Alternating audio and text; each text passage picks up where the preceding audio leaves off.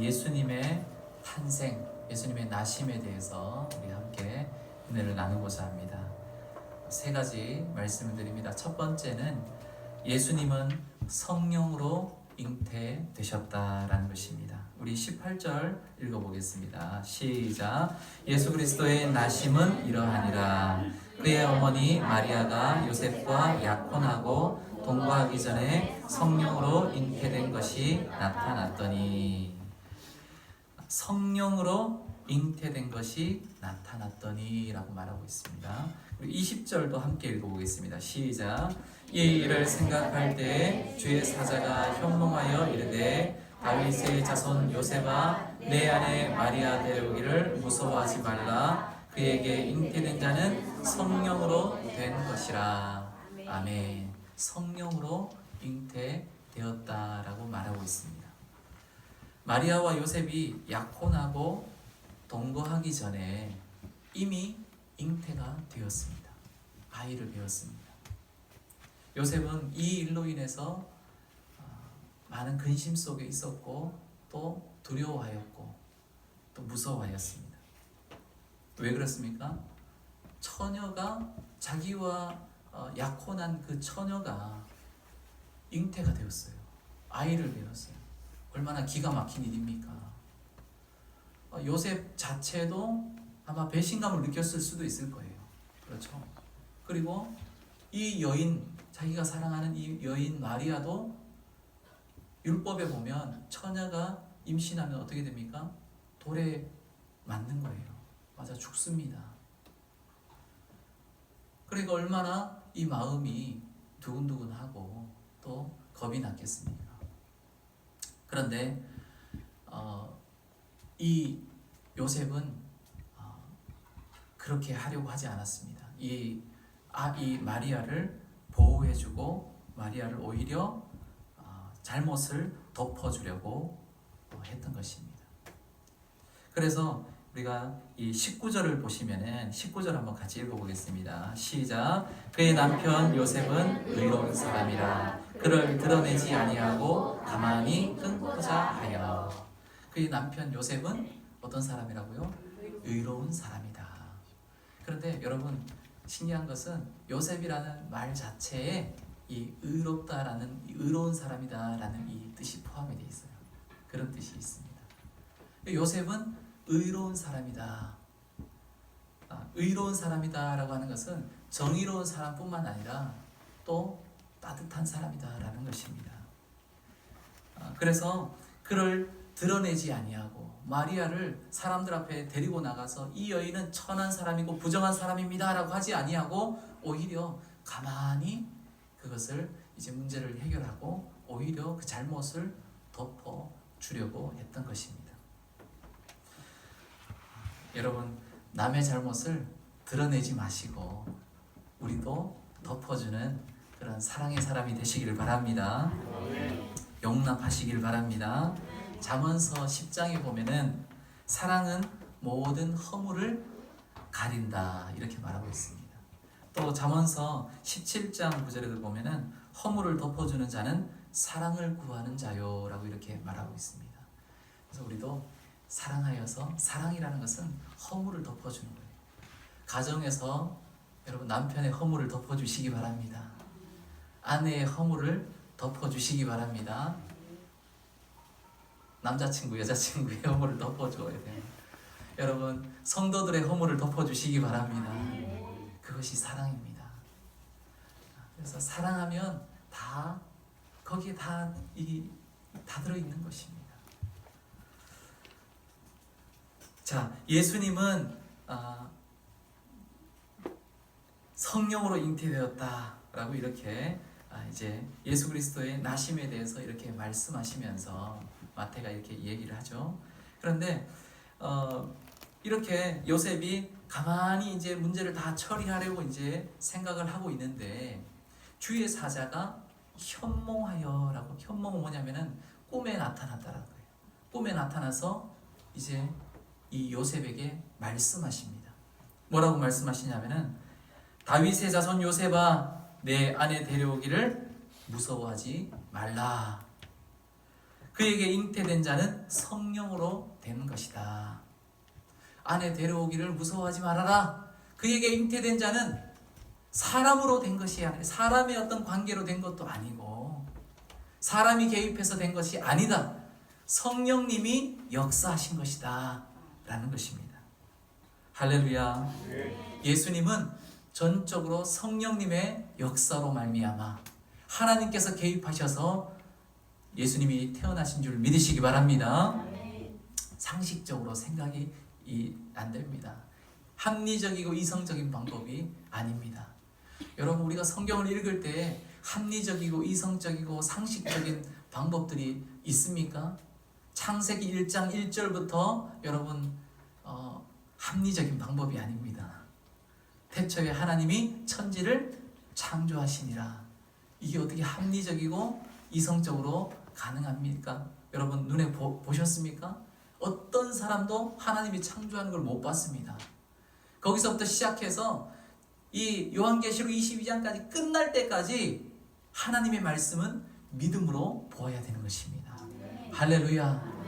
예수님의 태어나심도 마찬가지로 성령께서 역사하셔서 하나님께서 전적으로 개입하시는 것입니다. 성령님의 개입이 있으신 것입니다. 그러니까 예수님의 나심은 인간적인 것이 아니다라는 것입니다.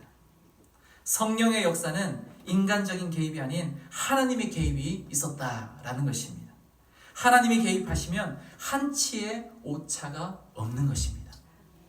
시간적으로, 공간적으로 가장 적절한 때, 가장 합당한 방법으로 하나님이 역사하시는 것입니다. 그래서 이 하나님의 구원 역사를 이렇게 이루어 가시는 거예요.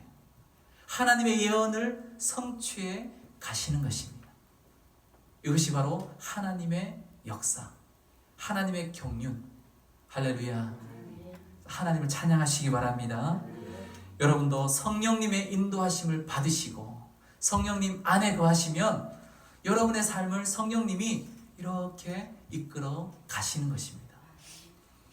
우리가 어떤 상황 가운데 있어도 성령님이 여러분의 삶을 하나씩 하나씩 만들어가고 또 이끌어가고 열어주시고 또 형통케 하시고 인도하실 줄 믿으시기 바랍니다. 성령 하나님은 보혜사이십니다. 도와주시고 가르쳐주시고 지혜와 믿음도 주십니다. 아멘입니까? 하나님의 뜻에 합당한 삶, 그것을 살게 하실 줄 믿습니다. 평강 또 생명을 주시고 좌절이 아니라 힘을 주시고 소망을 주실 줄 믿습니다. 여러분 성령 안에 거하시기를 바랍니다. 우리 옆에 분에게 성령 안에 거하십시오 이렇게 축복합시다. 두 번째는 예수님은 구원자이시며 임마누엘의 하나님이시다라는 것입니다. 21절 한번 읽어보겠습니다. 시작. 아들을 낳으리니 이름을 예수라 하라. 이는 그가 자기 백성을 그들의 죄에서 구원할 자이심이라 하니라. 아멘. 하나님은 이 주의 천사가 하나님은 누구신가, 예수님은 누구신가에 대해서 이제 마리아의 뱃속에서 잉태된 그 아이는 그냥 사람이 아니다. 그는 구원자시다라는 것을 얘기를 해주고 있습니다. 그가 누구신가를 설명해 주고 있는 것입니다. 그는 누구냐면 아들을 낳으리니 그 이름을 예수라 하라. 할렐루야. 예수, 예수, 예수. 여러분 그 이름만 들어도 기분이 좋으십니까? 그 이름만 들어도 가슴이 뭉클해야 됩니다. 이 예수라는 이름이 얼마나 좋습니까? 이 예수란 이름 자체의 뜻은 무엇입니까? 오늘 본문에 나와 있죠. 그가 자기 백성을 그들의 죄에서 구원할 자이심이라. 구원자라는 의미입니다.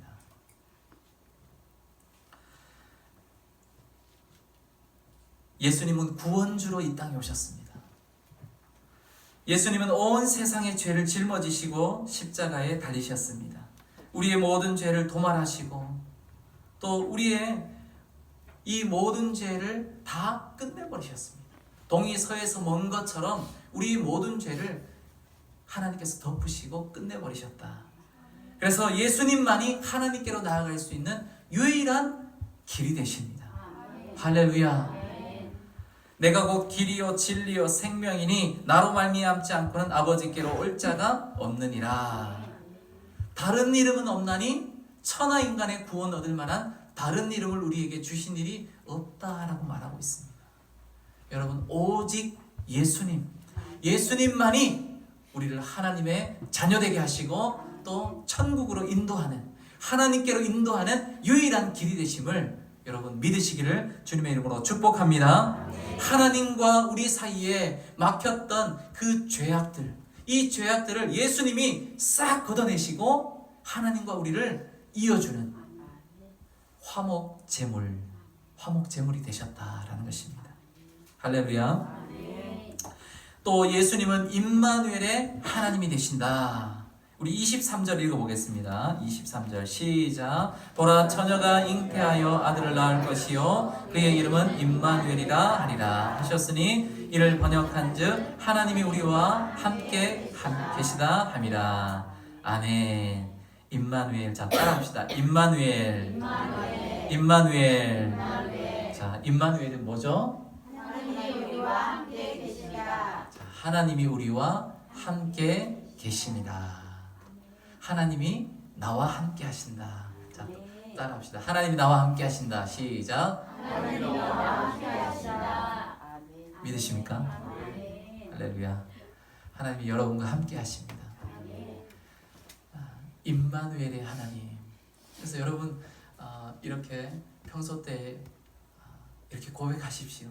임마누엘 하나님, 나와 함께 해 주시옵소서. 여러분, 힘들고 지치고 때로는 어렵고 외롭고 고독하고 또 때로는 두렵기도 하고 무섭기도 하잖아요. 그리고 우리 인생을 살아가다 보면 늘 불안의 연속입니다. 여러분, 아무리 내가 평생 직장을 가졌다 해도, 안정된 직장을 가졌다 해도 어떻습니까? 불안해요. 평생 먹을 그 양식이 나한테 있다 할지라도 불안한 게 우리 인생입니다. 그런데 여러분, 하나님이 함께 하시면 불안하지 않고 두렵지 않습니다. 여러분, 고독할 때 또 무서울 때 친구가 옆에 있으면 어떻습니까? 좀 든든하죠.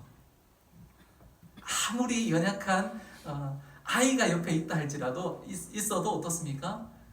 그 아이 하나 때문에 손잡고 이렇게 또 이렇게 든든합니다. 어릴 때 저희 이제 초등학교에서 국민학교였죠. 그때는 국민학교에서 집에까지 이렇게 왔다 갔다 이제 통학을 이제 걸어서 하는데, 한 번씩 걸어갔다 이렇게 하는데 1시간씩 걸립니다. 그런데 집으로 가는 길이 산길이에요. 산길을 이렇게, 산 밑에 길을 이렇게 걸어가는데 걸어가다가 마지막 저희 이제 그 마을 쪽으로 이제 들어가려면은 산속으로 계속 들어가는 거예요. 그런데 한 수풀이 한 3분 정도 이렇게 걸어야 될 정도로 이렇게 우거진 그 숲이 있습니다. 그 숲을 저희 마을에서는 수라고 이렇게 얘기해요. 그 수를 지나야 된다 이렇게 얘기를 하는데, 거기는 막 어둡습니다. 조금만 날이 저물면 깜깜해요. 무섭습니다. 그래서 거기를 아이들은 그쪽을 지나려고 하지 않습니다. 그리고 거기에 당나무라고 있어요. 마을 사람들이 거기에 막 나무에다 끈을 막 묶어놓고, 그리고 거기에 막 이렇게 고사를 지내고 막 그렇게 하는 그런 곳이었어요. 그래서 그 장소는 아이들 세계에서는, 우리 마을 아이들 세계에서는 무서운 장소였어요. 그래서 저녁 때는 함부로 지나지 못하는, 저녁 이후로 밤에는 지나지 못하는 그런 장소였어요. 그런데 학교에서 늦지 않게 저녁이 그 시간을, 밤에 그 시간을 지나지 않도록 이제 일찍 다닙니다. 아무리 농땡이를 쳐도 저녁 때 지나지를 않아요. 그런데 어느 날 저녁 때까지 막 이렇게 놀다가 깜빡한 거예요. 그러다가 걸어가는데 그 수라는 곳을 지나는데 깜깜합니다. 혼자서 막 무섭게 걷는데 가만히 걷습니다. 이렇게 조용히 걷는데 저쪽에서 바스락 소리가 나는 거예요. 그럼 어떻습니까? 깜짝 놀라서 멈추는 거예요. 야, 정말 여러분도 그런 경험이 있을지 몰라요. 그러면 혹시나 무언가 나타났나, 늑대가 나타났나, 아니면 뭔가 동물이 큰 게 있나, 그러면서 막 깜짝 놀라서 겁이 나는 거예요. 그런데 또 이렇게 막 마음을 가다듬고 지나다가 딱 조금 지나면은 불빛이 딱 보입니다. 그때 안심하게 되는 거예요. 이제 집에 도착했구나 그러면서. 그런데 여러분 거기를 지날 때 혼자 그렇게 지나면은 무서운데 친구가 옆에 한 사람이 딱 있으면 어떻습니까? 든든해요. 그냥 그 친구하고 빨리 지나자 그러면서 이렇게 막 지나가는 거예요. 그런 경험이 있는지 모르겠습니다. 여러분 우리가 인생을 살아가다 보면 친구 한 사람이 있으면 그렇게 든든하고 내가 말을 터놓을 수 있는 그런 친구가 있으면 어떻습니까? 무슨 일이 생기면 바로 그 사람한테 카톡을 보내죠. 누구야 그러면서 막 두드리기 시작합니다.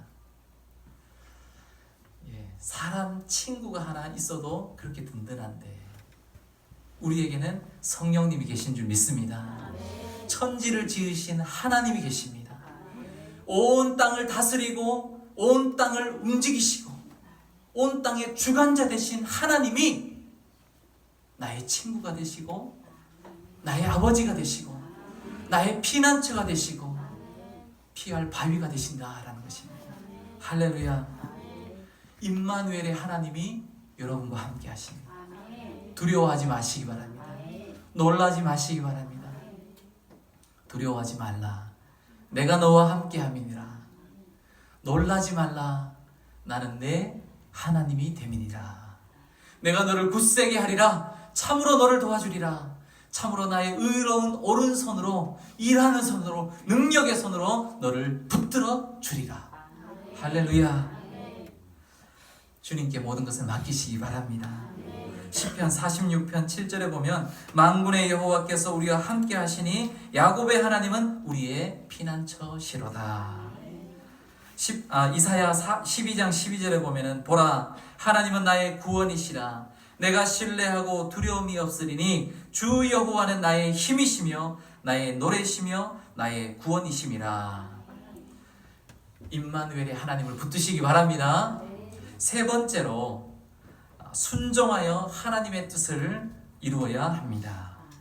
우리 24절 25절 읽겠습니다. 자, 읽을 때 복이 있습니다. 큰 소리로 시작.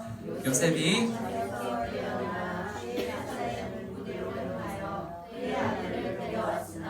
아들을 낳기까지 공순하지 아니하더니 마음에 이름을 내리라 하니라. 아멘. 요셉은 하나님의 뜻에 순종했습니다. 하나님의 뜻에 순종하면 하나님의 뜻을 이루는 것입니다. 오늘 22절에 보면은 이 모든 일이 된 것은 주께서 선지자로 하신 말씀을 이루려 하심이라. 이렇게 천사가 마태가 말하고 있죠. 이 모든 일이 된 것은 주께서 선지자로 하신 말씀을 이루려 하십니다. 이 말씀은 하나님의 뜻을 이루려고 하신다. 예언이 성취가 되는 것이다. 여러분 하나님의 말씀은 반드시 이루어집니다. 하나님의 말씀은 변함이 없습니다. 약속은 반드시 지켜지는 것입니다. 그래서 여러분 우리가 믿음으로 기도하는 거예요. 구하라 주실 것이요 찾으라 찾을 것이요 문을 두드리라 그러면 너희에게 열릴 것이다. 기도하면 뭐 한다? 들어주신다. 할렐루야. 기도하면 들어주십니다. 기도 안 하니까 문제예요. 하나님의 말씀은 변함이 없습니다. 기도에 관한 이야기도 많습니다. 축복에 대한 이야기도 메시지가 엄청나게 많아요. 하나님의 말씀은 여러분 변함이 없는 거예요. 이 말씀을 믿고 나가면 여러분 언약의 복을 받을 줄 믿습니다. 그 이 모든 일이 된 것은, 예수님의 이 나심과 이 모든 일에 된 것은 하나님의 뜻을 이루려고 하시는 것이다 라는 거예요. 그런데 하나님의 뜻을 이루려고 하는 그 하나님의 말씀을 들으며 순종하면 하나님의 뜻이 이루어진다라는 거예요. 아멘입니까? 그래서 여러분, 순종이라는 것은 하나님의 뜻을 이루는 거예요. 하나님의 구원 사역을 내가 어느 한 분야에서 이루어 가는 것입니다. 순종이 하나님의 사역을 이루는 것입니다. 여러분, 오늘 본문의 상황, 당시의 여러분 상황을 비교해 볼 때 상식적으로 이해되지 않는 거예요. 어떻게 처녀가 임신을 할까요? 그리고 죽어야 되는 그런 상황이에요.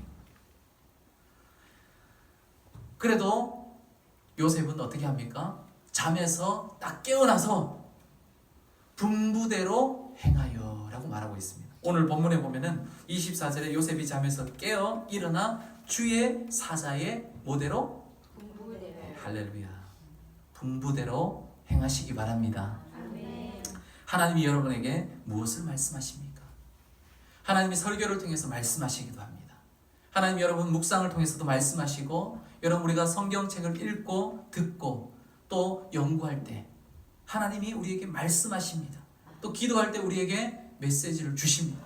그럴 때 여러분 순종하시기 바랍니다. 분부대로 하시기 바랍니다. 순종은 믿음의 행위입니다.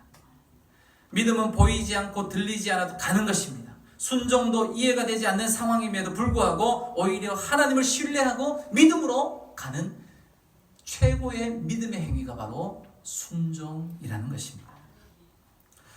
여러분, 이 순종하기 위해서는 어떻게 해야 될까요?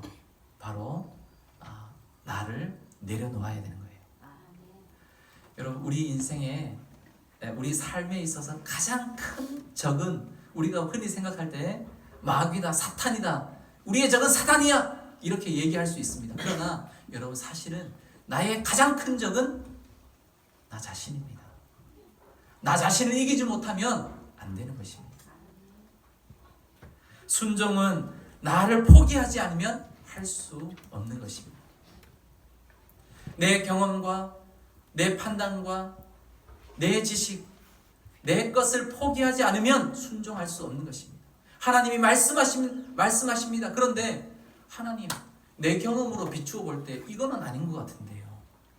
이건 도대체 아니지 않습니까? 여러분, 그럼에도 불구하고 가는 길이 순종입니다. 창세기 22장에 하나님이 아브라함에게 어떻게 합니까?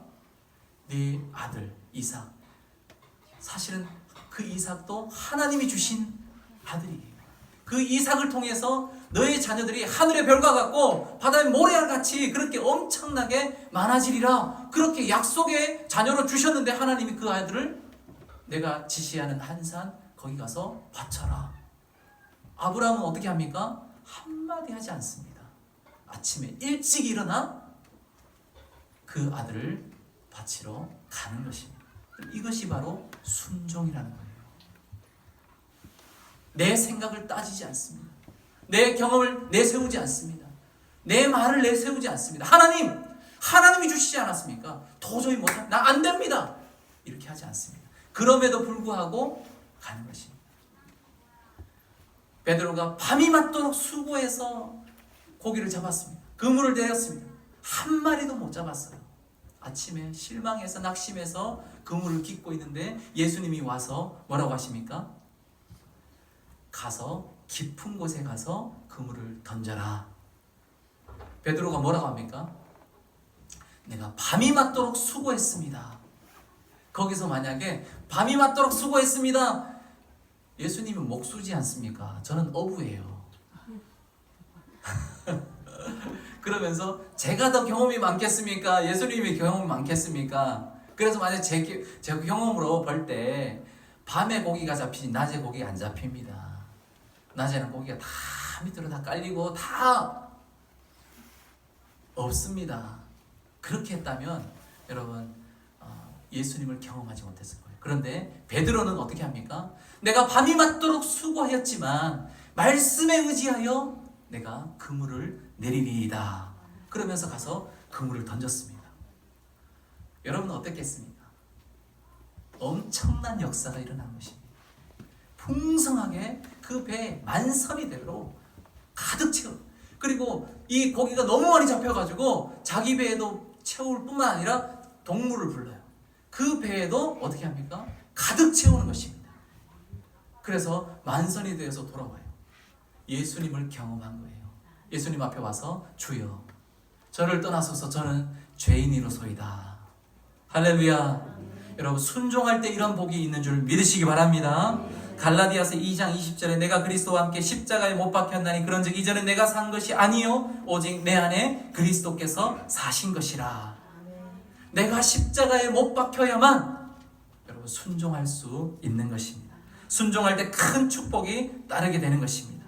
순종보다 더 위대한 믿음, 더 위대한 행동은 없습니다. 예수님의 십자가는 위대한 순종의 행위, 예수님의 생애는 철저한 순종의 삶이었던 것입니다. 오늘 여러분 요셉의 순종, 그리고 누가복음에 보면 또 마리아가 순종하게 됩니다.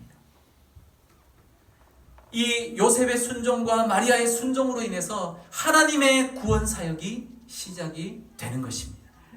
요셉과 마리아는 하나님의 뜻을 이루는 통로가 되는 것입니다. 여러분 기억하시기 바랍니다. 순종할 때 여러분은 하나님의 축복의 통로가 될 줄 믿습니다. 하나님께서 사용하시는 여러분 큰 사명자가 될 줄 믿으시기 바랍니다. 여러분도 순종의 삶으로 나아가셔서 하나님의 뜻을 이루는 놀라운 축복의 사람들이 되시기를 주님의 이름으로 축원합니다. 주님 감사합니다. 우리에게 말씀 주심을 감사합니다. 임마누엘의